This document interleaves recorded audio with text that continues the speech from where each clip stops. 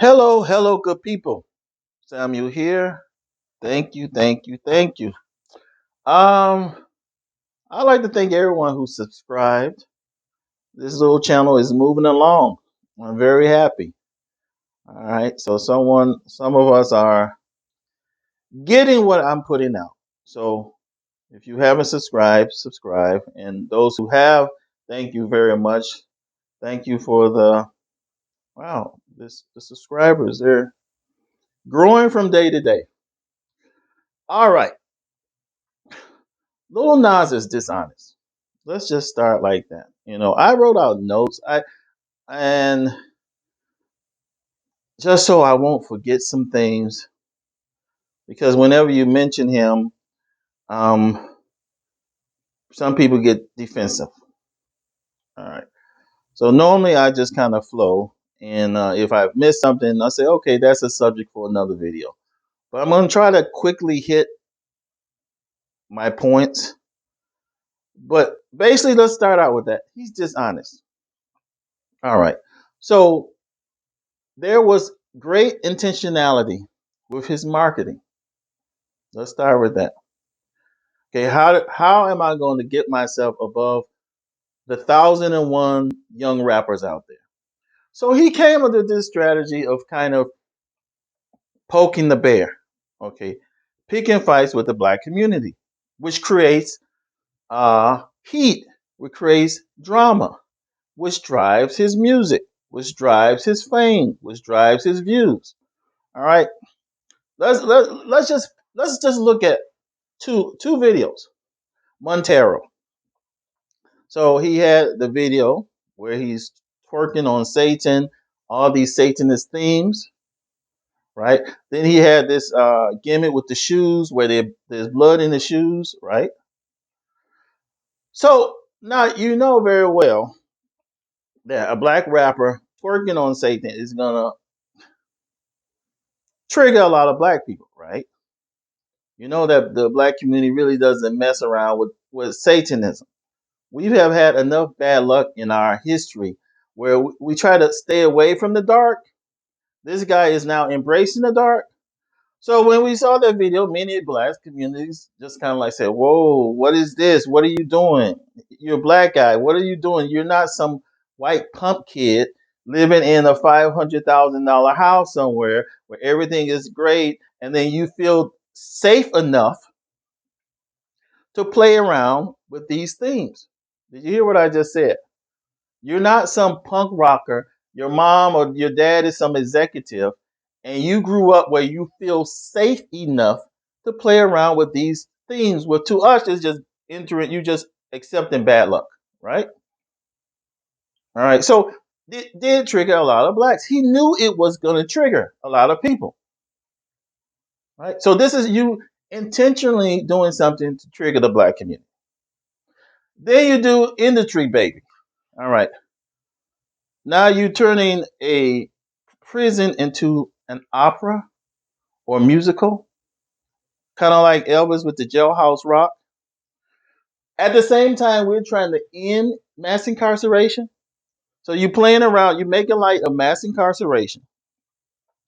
You know how sensitive some people are about, homosexuality in jail and all that. You're playing around with these things. You're intentionally playing around with these things.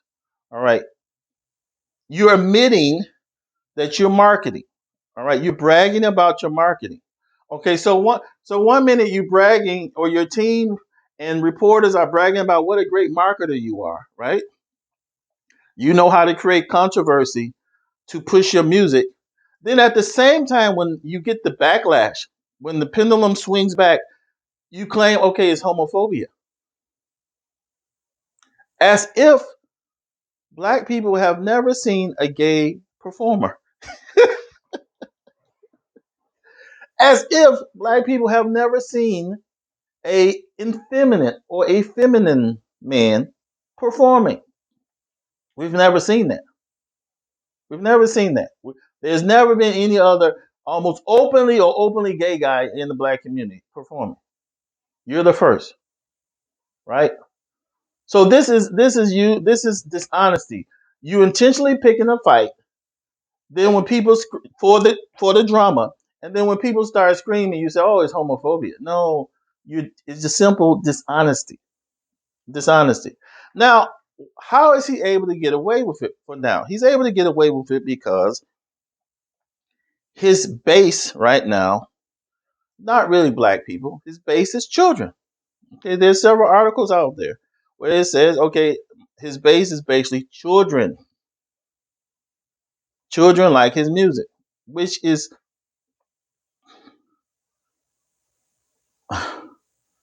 abnormal to me because he, he's not really a child friendly person or figure.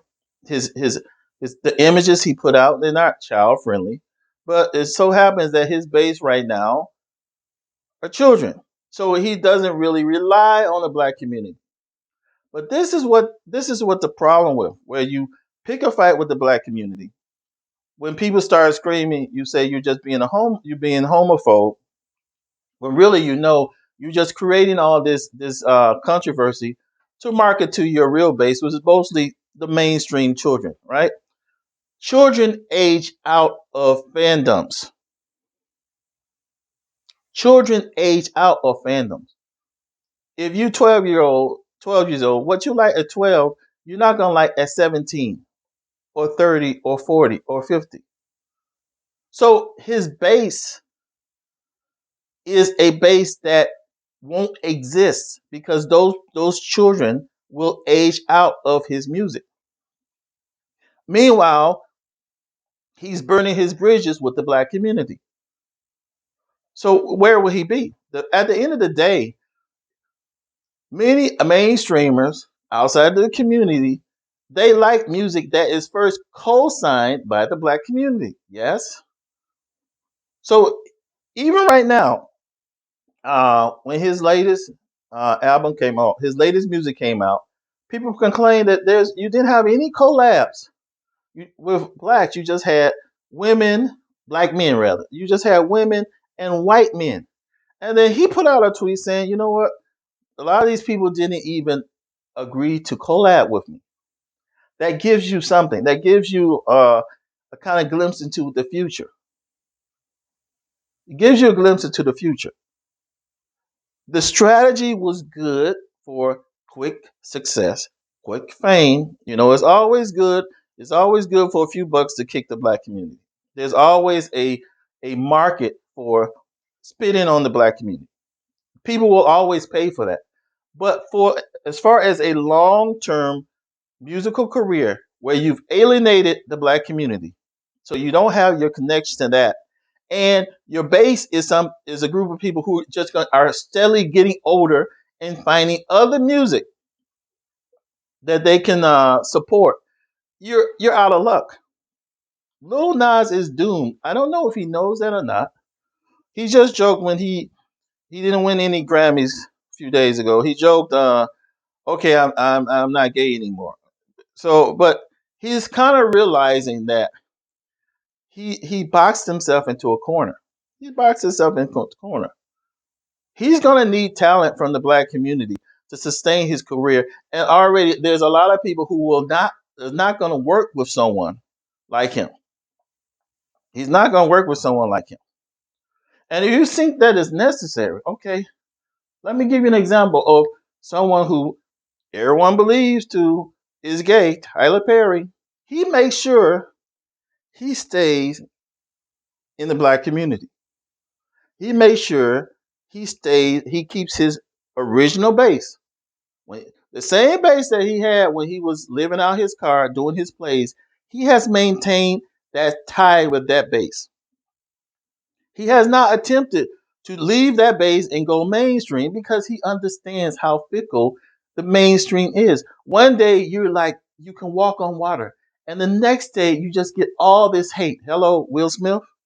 All this hate. Now we read an article. He was mean to this person on this movie set. Before what, a week ago, he was one of the, what's that joke? Stuff white people like. Will Smith was on that list of stuff white people like. Now he's a demon. He's a demon. All of a sudden, you get all this. Oh, he's a bad guy. We're not gonna work for him. There's agents saying I never worked for him or his production company. The mainstream is fickle. Okay, you're never part of that system. If you're black, you're just an instrument, and instruments can be replaced. Lil Nas is doomed. You tell me what you think in the comment section, and I'll talk to you later. Take care.